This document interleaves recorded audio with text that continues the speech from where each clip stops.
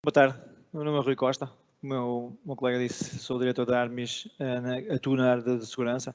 A Armis é uma empresa de IT, atuamos em outras áreas também, para além da área de segurança, na área de BI, área de soluções corporativas, área de transportes, desporto, mas eu estou cá para falar de segurança, na área que atuo de identidade e segurança. Tenho um passado de identidade. Hoje em dia a segurança é muito mais do que a segurança do perímetro, a segurança dos nossos endpoints, a segurança das nossas máquinas em si dentro da nossa rede. O desafio é bastante mais abrangente.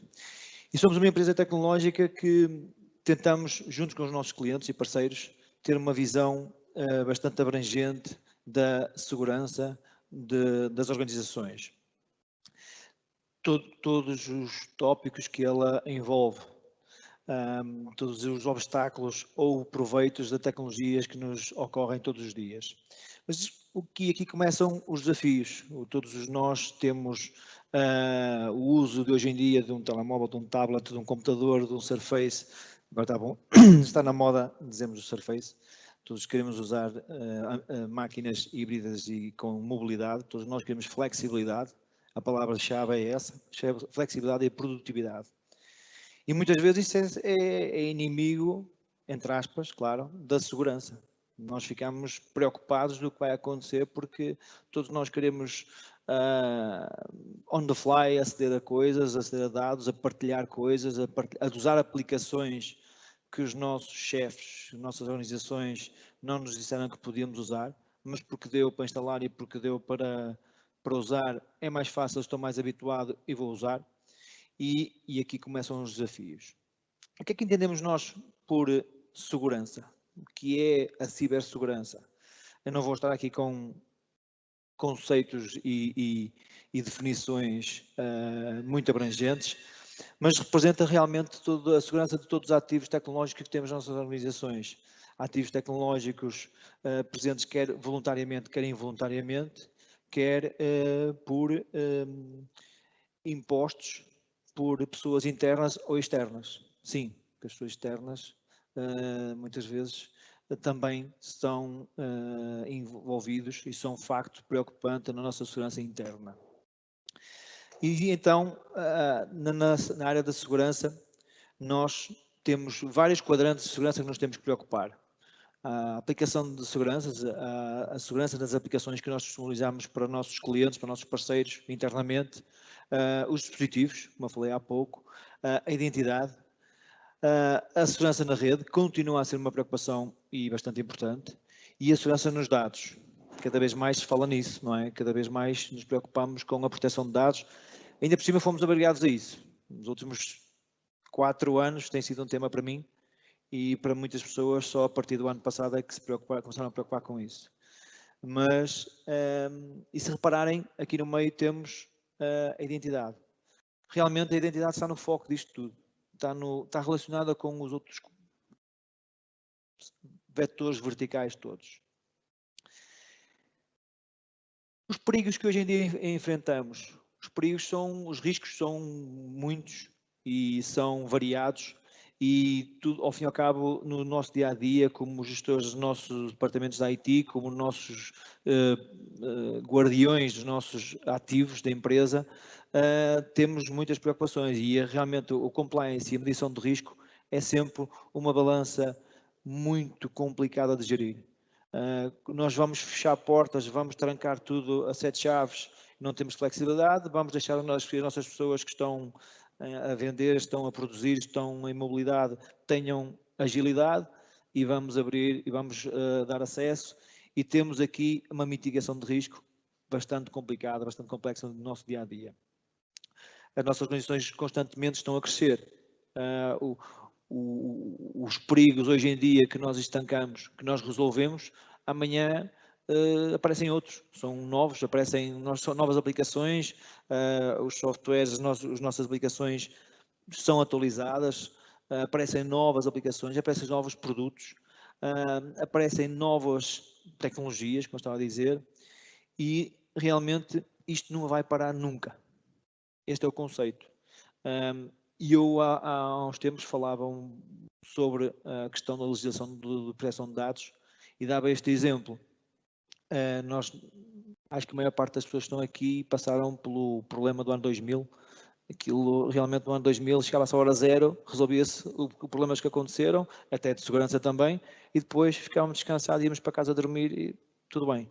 A área de proteção de dados é uma utopia diferente. Nós temos que nos preocupar todos os dias, toda a hora, temos que mitigar os riscos e da segurança também. E todo o tipo de riscos que existem hoje em dia e existem recorrentemente e permanentemente com ataques de níveis constantes, isolados, mais silenciosos, menos silenciosos, com mais de intensidade. É recorrente, e mais à frente até vos vou mostrar alguns exemplos, do número de data leaks, do número de ataques recorrentes que têm existido todos os meses. É realmente preocupante. Esses são alguns tipos de consequências e motivos de ataques que nós sofremos todos os dias nas nossas empresas. Eu distingo aqui dois tipos.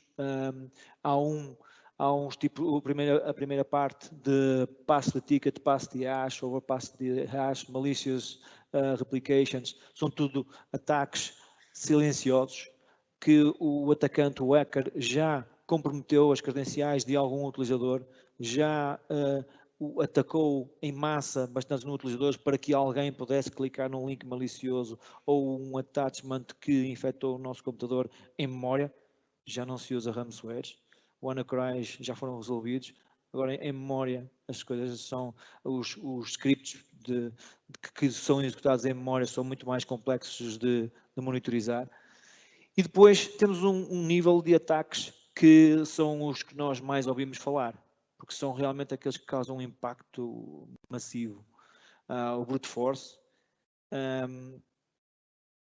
Em dezembro, meados de dezembro, foi descoberto na Deep Web uma base de dados que tinha à volta de 150 milhões de e-mails e não era ao contrário, umas 300 e tal milhões de e-mails, endereços de e-mails e 150 milhões de passwords disponíveis para usar. E imaginemos um atacante a enviar milhares de e-mails, 10 caírem na esparrela e está feito e que está iniciado o ataque. A remote execution, o phishing attacks.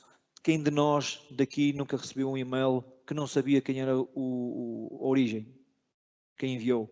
Quem de nós nunca recebeu um e-mail em que tinha aquelas típicas mensagens: olha, eu tenho todos os teus dados e agora tens que me transferir bitcoins? Já vos vou mostrar um exemplo que uma pessoa que me conhece me enviou a perguntar o que era aquilo. O WannaCry ransomware, que continua a ser uma preocupação, mas de facto tudo isto é possível mitigar e é possível monitorizar e controlar. Até agora, e nós estamos aqui estes 2 dias sempre a falar em inteligência artificial, em machine learning, e também para a cibersegurança se aplica estes conceitos para nos ajudar a facilitar esta monitorização. Alguns exemplos de ataques recentes. Quando falo de ataques recentes, estou a falar de um horizonte do mês passado, até ao mês passado. Esta informação é pública, podem, até pus aqui o link em baixo, se alguém conhecer, podemos consultar. Só vos estou a mostrar nos últimos 2 anos o tipo de ataques que houve, e não são tão poucos quanto isso. A informação exposta não é tão pouca quanto isso. Quem é que daqui ficou nos últimos tempos no Hotel Marriott, no hotel da cadeia Marriott? Pois é, durante 4 anos os atacantes estiveram a interceptar e a armazenar dados de tudo que era cartão de crédito de pessoas que ficavam nos hotéis. Eu fiquei. Não sei o que é que aconteceu. O que é facto é que pelas notícias que se tem e pela investigação que tem acontecido, é que quem atacou a Telemerit armazenou dados bem mais preocupantes do que simplesmente cartões de crédito. Quando você diz, o que é que pode ser mais preocupante que cartões de crédito?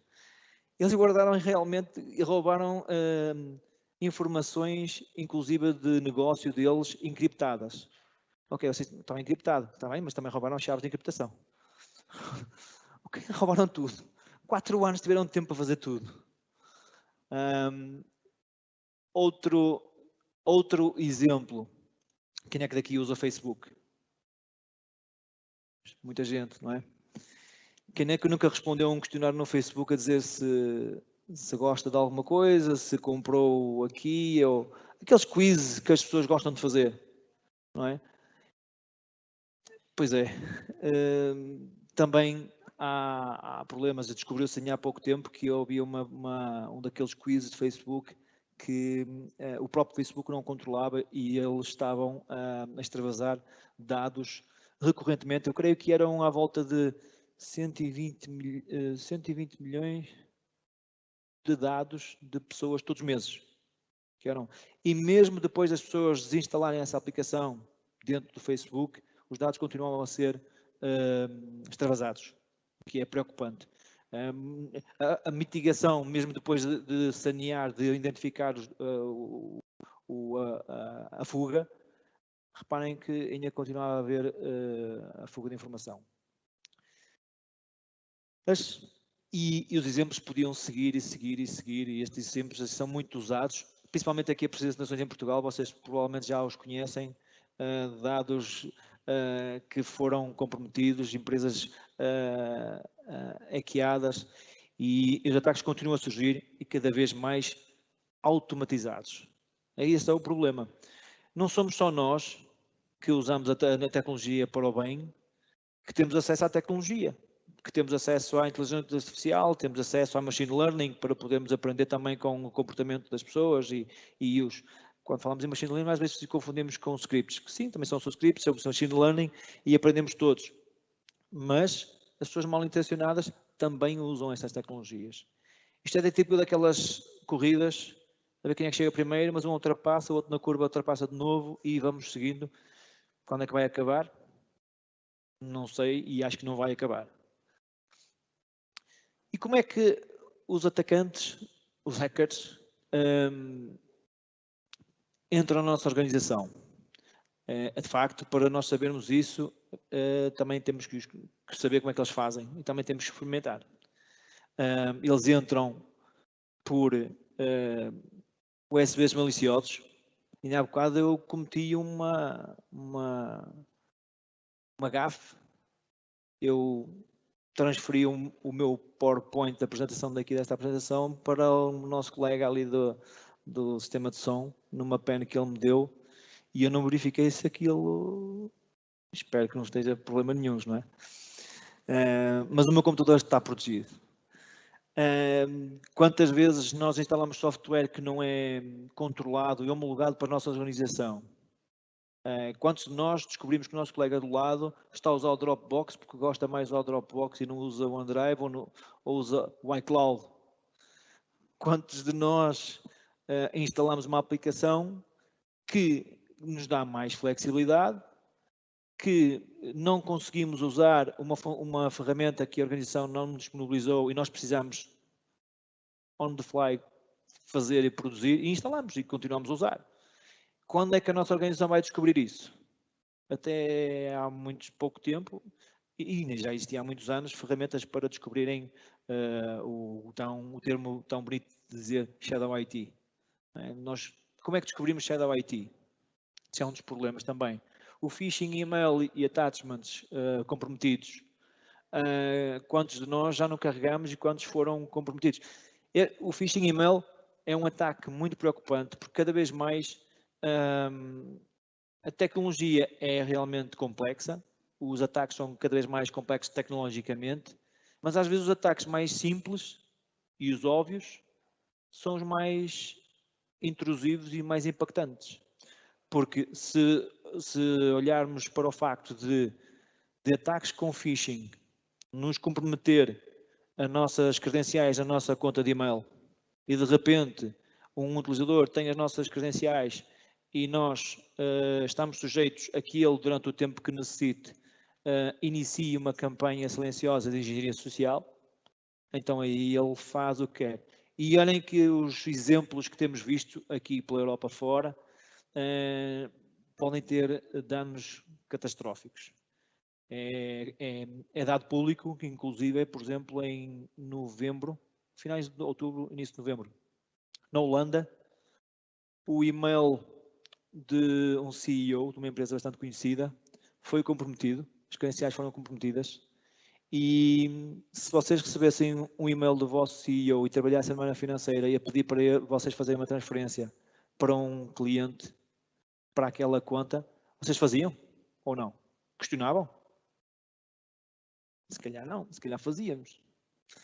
Era recorrente ele fazer esse tipo de pedido e eu estive 6 meses a perceber o que tipo de pedidos ele fazia às pessoas, então eu vou fazer. Ao fim de alguns tempos descobriram, começaram a estranhar.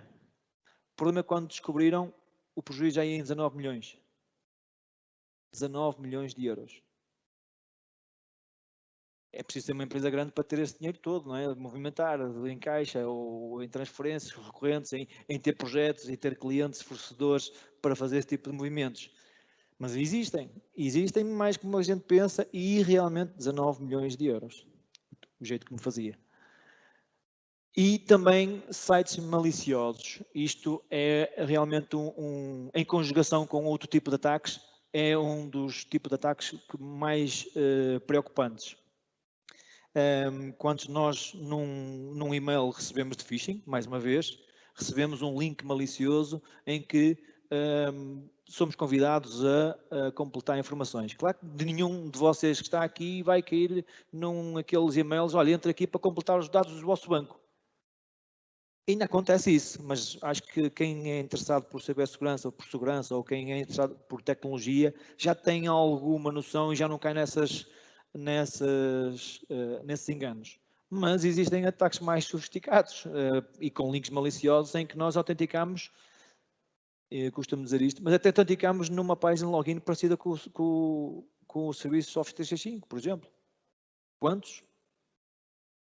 Por isso é que é importante o fator da autenticação. Um exemplo que eu não vou estar aqui a fazer demonstrações, 30 minutos eu não tinha bastante tempo para fazer demonstrações, mas vou-vos mostrar alguns prints mais adiante de casos reais.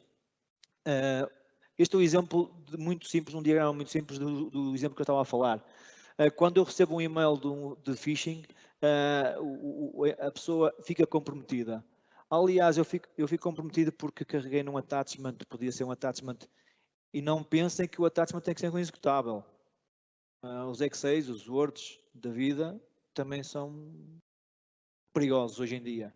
E por isso é que com a ferramenta que nós utilizamos, principalmente ferramentas Microsoft, e vocês todos já conhecem o Safe Links, o Safe Attachments, para perceber on the fly e para perceber e testar se o attachment é realmente malicioso ou não. Hoje em dia já não nos podemos preocupar que se o attachment é um zip ou um executável, então nós já ficamos alertas e não abrimos o e-mail. Não, hoje em dia os Words, os Excel, os PDFs, já não há documento seguro. Infelizmente temos que pensar desta forma, temos que pensar constantemente de forma defensiva. Realmente eu fiquei comprometido, os meus dados foram comprometidos. Como eu tenho a conta comprometida, eu posso realmente depois como atacante ficar à espera ou ficar à espera de obter credenciais daquele utilizador para fazer ataques laterais. Então eu vou tentar perceber e fazer movimentos laterais, comprometer outros utilizadores, elevar privilégios, a ganhar acesso a outras contas, a outros utilizadores, e esses dados também ficam comprometidos. Este é um exemplo muito simples, mas os ataques de phishing podem ter N consequências. Consequências ao nível de comprometer a parte dos dados em si, as máquinas em si, as credenciais que nós temos nas nossas máquinas. Por isso, quantos de nós nos queixamos que o nosso administrador de TI não nos dá acesso de administração à máquina? Quantos de vocês têm acesso à administração à máquina? Parece que estamos a trabalhar bem porque são pouca gente. Porque é pouca gente. Eu tenho. Mas necessito fazer algumas coisas que eu próprio defino, políticas. Mas nós devemos pensar sempre que, para que essas políticas restritivas de administração das máquinas sejam definidas dessa forma, é porque realmente já aconteceu alguma coisa. Ou já houve vulnerabilidades para isso. O exemplo que eu dei há pouco do WannaCry, acho que é de conhecimento público, que quem tivesse os patch updates em dia em determinados sistemas operativos não teria tido esse problema, certo? Por isso, updates. Nós somos empresa de TI e eu muitas vezes conheço colegas de TI da minha empresa, de outras empresas, que todos nós somos programadores e depois pensamos assim, não, eu não quero updates porque o Intune faz-me reboot à máquina quando eu vou almoçar, que eu bloqueei a máquina e cheguei e tinha a máquina, tinha feito reboot. Estragou-me o trabalho todo. Hoje em dia temos autosave, temos autocommit, temos recuperação dos documentos do Office, de qualquer outra ferramenta, e as pessoas queixam-se na mesma. Mas o que é certo é que isso é necessário. É necessário. E eu vejo pessoas a desativar updates, eu vejo pessoas a não querer a aplicar patches e depois queixam-se. Isto é, como é que é? Depois de casa roubada, está na casa à porta. É aí que as pessoas se vão preocupar. E as implicações de um ataque de phishing são bastante, têm muito mais consequências. E mais consequências, não só das credenciais ou de acessos que eu possa ter como utilizador, mas também para os meus colegas do lado. Eu estou a prejudicar a minha empresa, eu estou a prejudicar os dados e dados pessoais, dados de informação pessoal, dados pessoais da minha empresa e de dispositivos, seja dispositivos que eu uso, seja dispositivos que eu possuo pessoalmente. As remote credentials também é um facto que nós também temos, era o facto que eu falava há pouco dos sites e dos links maliciosos que nos levam para sites falsos. E como é que podemos mitigar isto tudo? Estes exemplos todos, creio que nós todos já ouvimos falar recorrentemente ou já tropeçamos neles. Como é que podemos mitificar isto tudo? Primeiro, é uma questão de comportamento, como é óbvio. Eu costumo dizer, nós que somos programadores, somos técnicos, temos um ditado muito engraçado que é o problema está sempre no teclado da cadeira. Sempre. E o principal motivo é esse. O problema está sempre no comportamento humano. O comportamento humano tem sempre uma grande dose de intervenção aqui. Como é que nós nos podemos proteger? Realmente, gerir passwords. Quem é que usa aqui password managers? Infelizmente, pouca gente em relação ao número de pessoas que temos. Mas se não usam password manager, usam duplo fator de autenticação? Ok.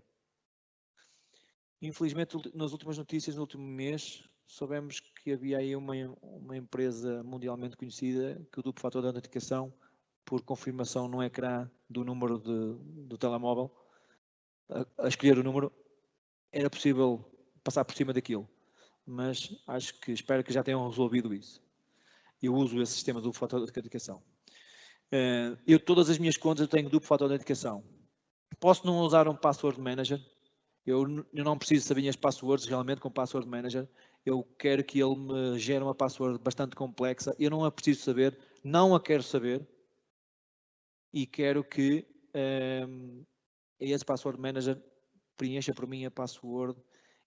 Mas vocês fazem a pergunta, mas a tendência de mercado não era nós a deixarmos de ter passwords? Sim, é. É nós termos outros fatores de autenticação. Gerir de forma segura a nossa conta de correio. A nossa conta de correio, parecendo que não, é o principal meio de entrada na nossa empresa. Não é a nossa máquina. A nossa máquina hoje em dia já não é uma máquina que nos fornece no escritório. Já é um telemóvel. O meu telemóvel tem mais memória que... Tenho o triplo da memória que os primeiros computadores que eu comecei a trabalhar. Hoje em dia, não é? Todos nós temos telemóveis assim, tablets computadores, desktops. Então, temos que proteger. Quando eu falo em proteger o nosso computador, já falei nisto. Updates, updates, updates, updates. E patches, atualizações nos sistemas operativos. Proteger a data que nós tratamos e lidamos. Isto, o problema de dados hoje em dia é bastante importante. Não só por causa dos problemas de legislação que nós falámos no início, mas também porque, dependendo de onde nós guardamos os nossos dados, é um problema. As contas de MSN foram aqui há uns anos, as contas do iCloud foram comprometidas também aqui há uns tempos. Nós dizemos assim, agora utilizamos o backup na nuvem. E acham que então é mais preferível guardar na nuvem ou é preferível guardar no nosso computador? Esqueçam, é preferível guardar na nuvem, na mesma. É preferível.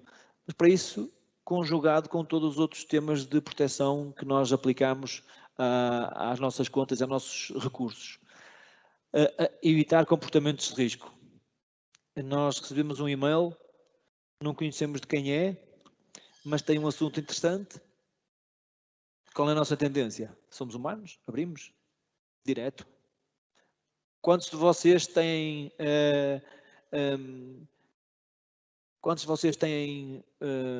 o Outlook aberto para automaticamente abrir o e-mail? Já está aberto o documento.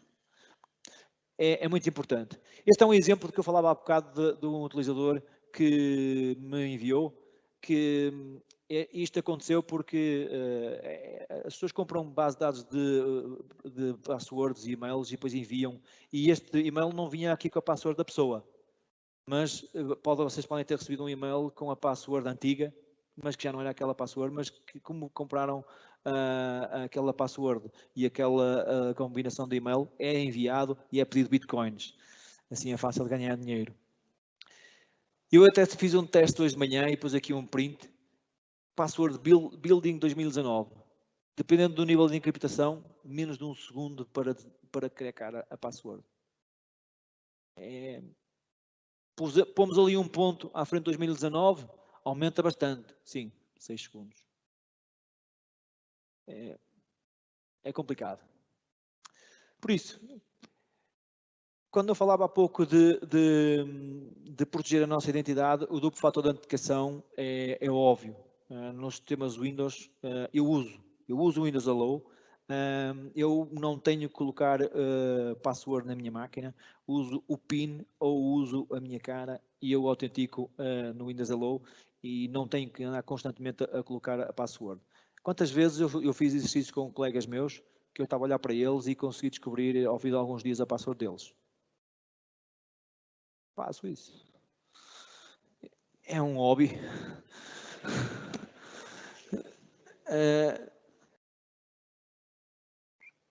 Gestão de acessos privilegiados. Isto é um assunto que vos deve dizer bastante. Quando nós temos acesso a máquinas e precisamos de controlar quem é que tem acesso de privilégios administrativos às máquinas, ou ao serviço da nuvem, do Azure, agora que falamos aqui, o PIM. Este é um exemplo de e-mail semanal que podemos receber e controlar. Podemos controlar quem é que tem acessos. E eu aconselho a usarem a gestão de acessos privilegiados. Eu só tenho que ter acesso à administração quando preciso, para a tarefa que preciso. Os sistemas do futuro serão aqueles sistemas que vão perceber quem eu sou, porque estou autenticado na máquina, vão perceber o que é que eu preciso fazer na tarefa que estou a desempenhar e que é que eu preciso de executar na tarefa que eu vou fazer. Eu acredito que serão esses os sistemas de futuro. Ainda não são. Por isso nós temos que proteger os nossos acessos privilegiados. Ter acessos privilegiados assignados permanentemente é um perigo. É um perigo iminente. Se vocês forem ver as recomendações da Microsoft na parte do Azure, dos acessos privilegiados, aquelas questões dos 5 global admins, não ter mais que 5, eu diria que não ter mais que 1 e com um PIM ativo. Os acessos privilegiados on-prem nas máquinas, nos postos de trabalho, mais críticos. Não digo nas postos de trabalho de clientes, de endpoints. Para isso temos o duplo fator de autenticação e Windows Hello. Isto eu quis trazer aqui, este e-mail recebi ontem. Recebi ontem de uma organização que um utilizador em risco ativem estas funcionalidades, abusem destas funcionalidades de monitorização de nível de risco dos utilizadores. Este utilizador está em risco, viagem impossível. E como é que nós podemos ter ferramentas para podermos também nós simular e perceber o comportamento dos nossos clientes, nossos utilizadores da nossa organização, usem também estas funcionalidades. Simulamos nós o brute force com dicionários de passwords. Que não tenham problemas. E para download de dicionários de passwords existe com 2 cliques na internet, não precisamos ir à Deep Web, existem montes deles. Password spray attack, phishing attack, dá para a gente simular a entrada, fazer login no Office 365 e conseguimos simular. Temos de ser um pouco criativos e cuidado também em garantir o sponsorship de nossos chefes, porque avisamos que vamos fazer esse tipo de eventos. Eu conheci um caso de uma empresa estrangeira, não vou dizer o nome, em que uma das pessoas responsáveis da segurança foi despedida por causa disto. Dizer num ataque de phishing aos colegas que a empresa ia ser comprada correu mal. E como é que isto pode acontecer um ataque de phishing? Certeza que num spray attack de e-mails, 100 pessoas na vossa companhia vão abrir o e-mail. 23 vão abri-lo, 100 pessoas vão receber e 11 pessoas vão abrir o attachment. E 6 fazem logo rápido. Eu não sou uma daquelas pessoas que abre o e-mail muito rápido, infelizmente. Não por as razões de não querer ler o e-mail, são muitos. Eu tenho um colega meu que sabe quantos aqui são, uns 1000 e tal por ler. Mas abrir e-mails muito direto, claro que se for pessoas, as ferramentas já permitem isso. Temos pessoas importantes, dá para nós dizermos que aquelas pessoas são importantes, então nós abrimos logo o e-mail. Aquelas pessoas que não conhecemos, analisemos primeiro o e-mail em condições. Pessoas que não temos na nossa lista de endereços, analisemos bem o e-mail, as características do e-mail, o subject, se tem attachment, se não tem, links. Se a plataforma não fizer isso por nós. Se a plataforma fizer isso por nós, então sim. Porque hoje em dia nós usamos tanta coisa, usamos tantos serviços, que é realmente muito mais complexo perceber o que é que está a acontecer. 81% dos data leaks são causados pelas credenciais mal geridas. Passwords duplicadas. Quem é que daqui usa password igual no e-mail da empresa a um serviço qualquer, a um e-mail qualquer pessoal? Ninguém faz isso, pois não? Tá bom. Repetir passwords por serviços, por e-mails. Se a minha conta do e-mail do Hotmail for comprometida e eu usar a mesma password para outro, vocês já sabem o que é que acontece. Não estou a explicar isto a rapazes de 5 anos, não é? Todos nós percebemos o que é que vai acontecer. E já falámos nas aplicações de third party. E nós, nas nossas soluções, nos nossos clientes, nas nossas parcerias que implementamos e aconselhamos, fazemos advising de segurança, e estamos aqui no evento Microsoft, claro, também, nós usamos principalmente a tecnologia Microsoft. E a combinação destas tecnologias é que realmente traz o valor. Não é nós protegermos os devices e julgarmos que as pessoas estão seguras, não é protegermos a informação porque precisamos de responder à legislação com a RGPD, e não é só apenas gerir as entidades e acessos e achar que as pessoas estão seguras. A combinação destes 4 pontos verticais e a threat detection é que faz com que a segurança seja realmente incrementada. A combinação destes 4 pilares é que traz valor. Preocuparmos apenas com um dos pilares sem nos preocuparmos com o outro é coxo. Não vai realmente resolver os nossos problemas. Trazemos o valor quando combinamos estas 4 frentes, 4 visões de proteger a nossa informação, a nossa identidade. Eu não vou estar aqui a detalhar capacidades de a plataforma de Azure Active Directory de Single Sign-On. Nós temos, todos nós, nas nossas organizações, temos sistemas legacy de autenticação, sejam LDAPs, sejam ADs on-prem antigas. Eu já vi sistemas macabros, em que nós temos de tirar partido das novas plataformas, sejam elas quais forem, mas as novas plataformas, porque estão preparadas realmente para novos cenários, para novos desafios. E como é que nós, ao disponibilizarmos todo esse tipo de serviços, como é que nós controlamos o que é que está a acontecer na nossa organização? É realmente, como é que percebemos quem é que está a usar o quê? Como é que eu descubro quem é que está a usar a Shadow IT? Como é que eu descubro o que é que alguém está a partilhar documentos para fora da nossa organização? Como é que eu protejo as aplicações cloud que as pessoas estão a usar? Um grande acrescento de monitorização é realmente a ligação dos nós, com os ativos que nós temos disponibilizados nos nossos recursos, com a monitorização de serviços nuvem. Isto é um exemplo de um dashboard de monitorização de integração com a Office 365, mas também com outras aplicações cloud. A monitorização de 1,3 milhões de ficheiros, 5.000 ou mais atividades monitorizadas diariamente, 823 utilizadores monitorizados. O que é que isto nos traz? Está nos dados, faz correlação de dados, liga-nos os nós. A partir daqui, nós temos o cenário completo. Temos o cenário correlacionado e conseguimos avançar, estender esta informação para uma plataforma realmente que nos vai então trazer alguma inteligência. Quem é que já ouviu falar aqui no Microsoft Security Graph? API de segurança que nos vem trazer bastante machine learning e inteligência artificial.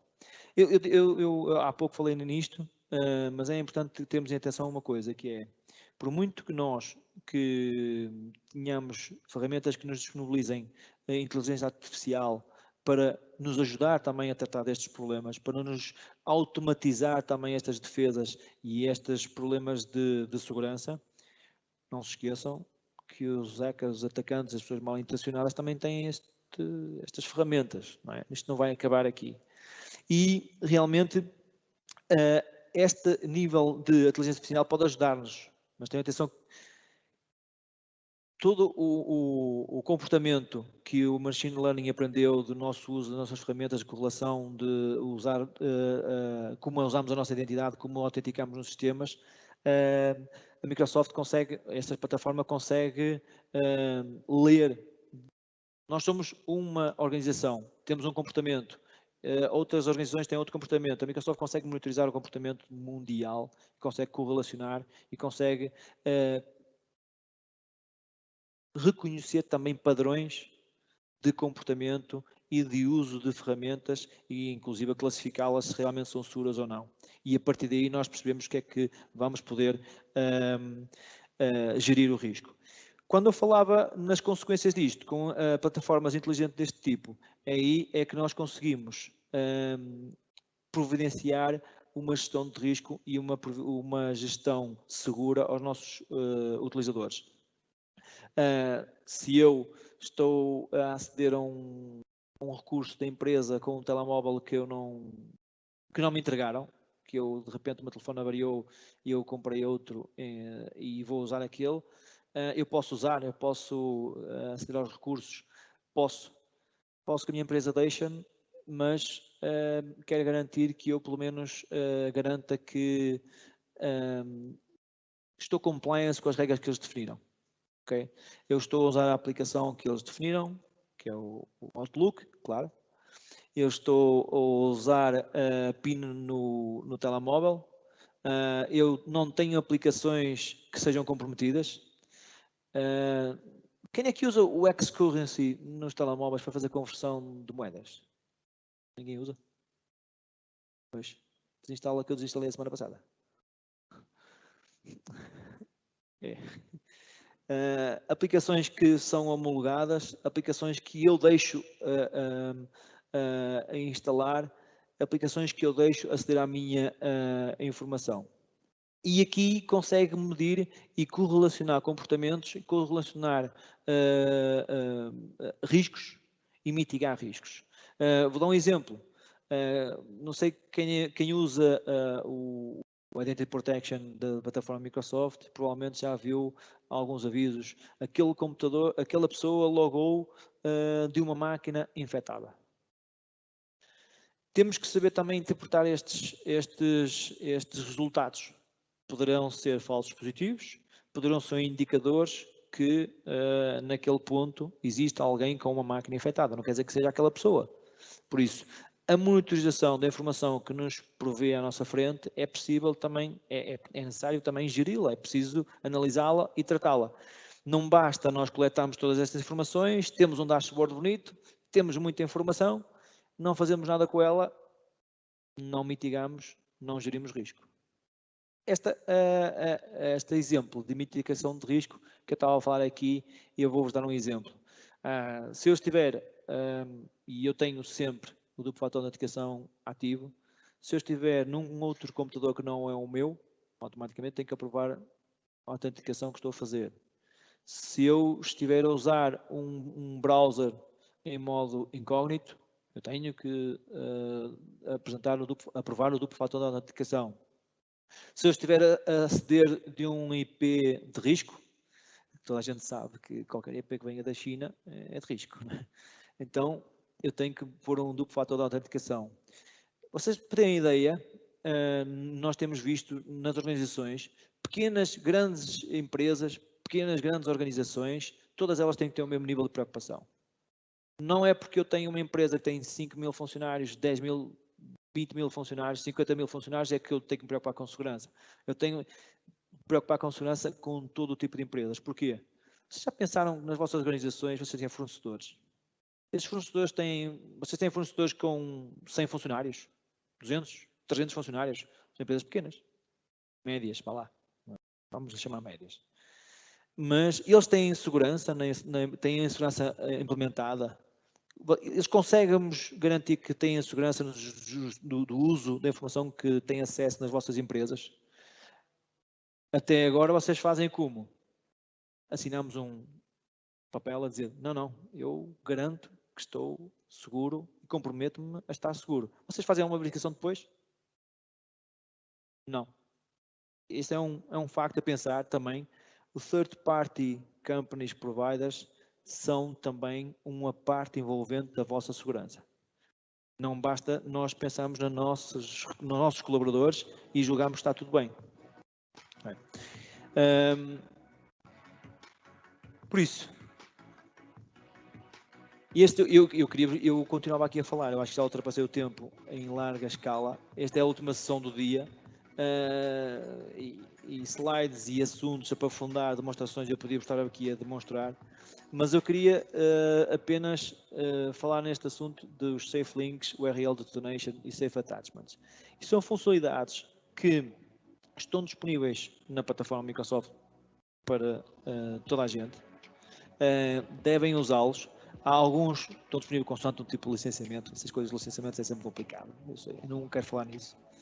Não gosto de falar nisso, mas há capacidades que vocês podem ativar e devem ativar de imediato. Safe Links. Safe Links, vocês têm no Exchange online, e quem não tiver, por favor, vá ativar de imediato. URL Detonation, Safe Attachment são também proteções que devem ter ativos. Nós estamos aqui a falar sempre em segurança. Mas estas capacidades de segurança não correspondem na totalidade ao que é preciso fazer se não forem também conjugados com proteções de nível de proteção de dados, tipo Data Loss Prevention, políticas de proteção de dados, de fuga de informação, porque senão também temos outra porta de fuga. Para finalizar, nós ganhamos nestas ferramentas e eu gosto de mostrar. É bonito ver este não tem nada para ver, é a demonstração, mas é sempre bonito vermos um dashboard. Hoje em dia, nós quando queremos monitorizar algum nível de serviço, em algum estado de vulnerabilidade, já não andamos mais a correr scripts, não é? Não andamos mais a pedir relatórios. Os relatórios são fáceis de montar, não é? São fáceis de gerar no Excel ou com alguma coisa. Os dashboards estão acessíveis a toda a gente. Os dashboards estão acessíveis ao gestor de negócio. Os dashboards estão acessíveis ao security reader. Não precisa de ser administrador. Aliás, todos vocês que são gestores de segurança, gestores de áreas de TI, não querem ter acesso à administração. Têm acesso à administração a quem gera, quem administra e quem implementa, quem ativa. Mas querem ter acesso de visualização, querem monitorizar, querem ter acesso às dashboards, querem consultar o que está a acontecer. É online. Okay? Este é um exemplo, para fechar, este é um exemplo de ameaça que pode acontecer na parte dos endpoints. Na parte dos endpoints, nós temos um exemplo que conseguimos chegar e aqui correlacionamos que realmente a última ponta do nó. Nós estávamos a falar sempre em serviços online, mas aqui estamos a falar na parte da outra ponta do nó, nas nossas máquinas, nos endpoints. Conseguimos correlacionar as vulnerabilidades que aconteceram e a correlação de informação que aqui temos é bastante interessante, porque aconteceu um problema de severidade média num utilizador, num endpoint, mas a correlação que nós podemos fazer, e temos logo inclusive ações a tomar, recomendadas, o que é que podemos fazer, como é que podemos agir contra estas ameaças nos endpoints, mas eu também quero saber o que é que realmente foi executado e melhor ainda, a parte a seguir, que aí realmente é a grande, a melhor parte, que é, mas foi só neste computador? É só neste computador que está esta vulnerabilidade ativa ou já foi executada? Há computadores que possam já ter este executável lá pronto a ser executado? Sim, conseguimos. Então conseguimos perceber que aquele ficheiro já foi entregue na mensagem do correio e a pessoa ainda não abriu, já foi infectado no computador, mas está lá prontinho à espera para ser executado com alguma coisa na memória que o ative. E esta correlação ajuda-nos a realmente a ser proativos e a remediar riscos e a não correr atrás de prejuízo. Mensagem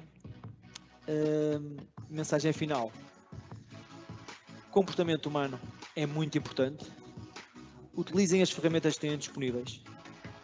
Muitas vezes nós detectamos nas nossas atuações com nossos parceiros e clientes que muitas vezes nós focamos-nos muito num determinado assunto, temos muitas ferramentas disponíveis e não as conjugamos e não as habilitamos e não tiramos partido delas. Infelizmente é recorrente este cenário. E realmente elas conjugadas dão resultado. Trabalhar por si só é infortuito, porque pensamos que estamos a trabalhar, temos bastante trabalho, mas realmente não dá resultado e continuamos vulneráveis, apesar de estarmos com uma sensação de confiança perigosa. Okay? Foi o possível mostrar em meia hora, não consegui aprofundar assuntos meia hora e mais 20 minutos.